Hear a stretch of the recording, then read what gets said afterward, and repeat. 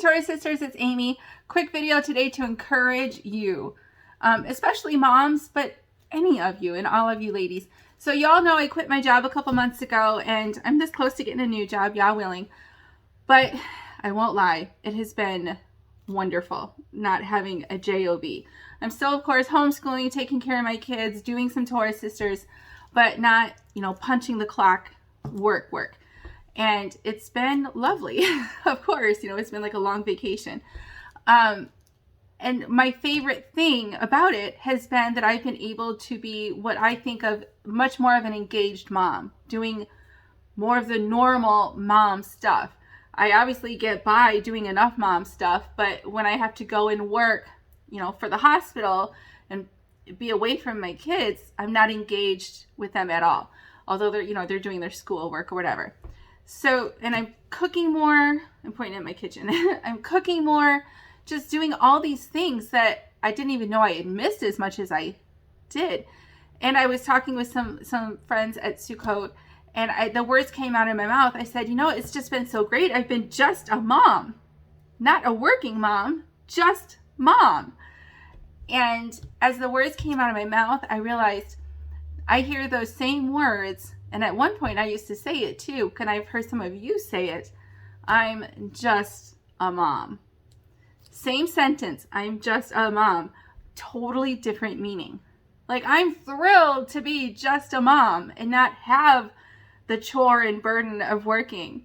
But I've also been in a place, and I know some of you might be as well, where from time to time, the monotony and the work and the effort and chore and sometimes burden of being a mom, you feel like, oh, I'm just a mom. And I hear that especially when I'm talking to ladies, because I'm a single mom, and how do I say it? I don't even know how to say it, but they think it's somehow special that I juggle all these things. And they're like, oh, I don't do any of those things. I'm just a mom. And when we find ourselves saying, I'm just a mom, like that, it's always, I think, because we're comparing ourselves to someone else. And I guess in that case, they're comparing themselves to me, which I think is nonsense. But I get it. I'm going to be really vulnerable and tell you a story. So back when I was married, I was a stay-at-home mom. I quit my job at the earlier hospital, and I was a stay-at-home homeschooling mom. And of course, my husband worked at an office. I was married then. And he would come home and tell these stories about work and important meetings, and he helped make a really big decision, and it was the greatest thing, and all the guys at the office were really pleased with him, and all these kudos and awards he won and things like this, because he was good at his job. And I would find myself getting jealous because I used to also work and feel important like that. And I, in a sense, was comparing my worth, my value, to that kind of importance. And if you do work, that is okay. This is not a video about women should not work. Obviously, I don't believe that women have to not work.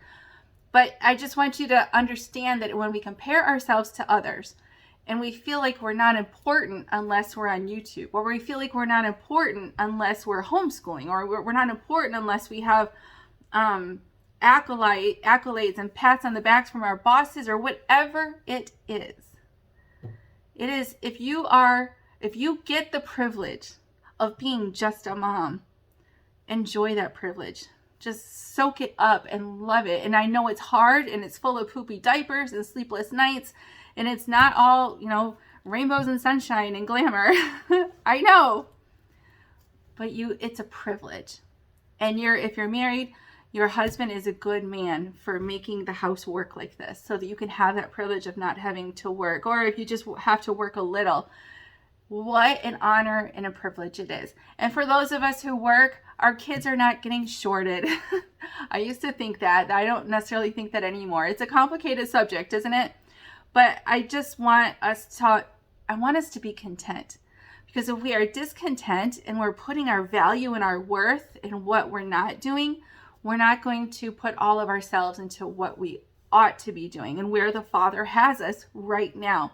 So during this sabbatical, if you will, from me having a job, I'm going to enjoy just being a mom, because right around the corner, I'm going to punch a clock again, probably.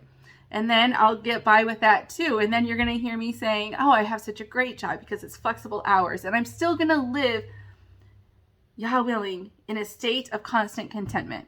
Because I've been in the state of discontentment, and it just ruined me. It brings you discouragement, depression. Satan whispers more lies, and you believe more of his junk in your head. So don't do it. And it starts just every day you appreciate what the day will bring, and that your role in it is really important. Mom, wife, sister, auntie, whatever your role is, wherever the Father has you, he has you there because you're important. And if you're not following his will, get into his will. But I don't want to hear anybody say, I'm just a mom, as if that is not a worthy high calling, the highest calling.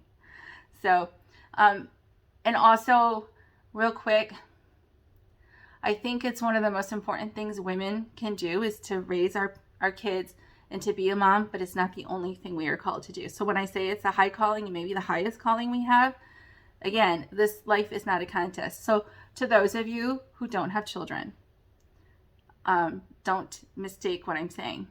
He has you in that sort of a role for some reason too.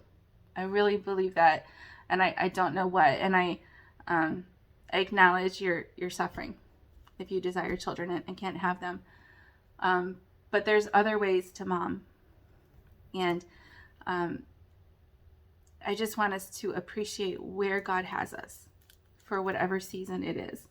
It just really struck me when two different perspectives, the same exact phrase, I'm just a mom.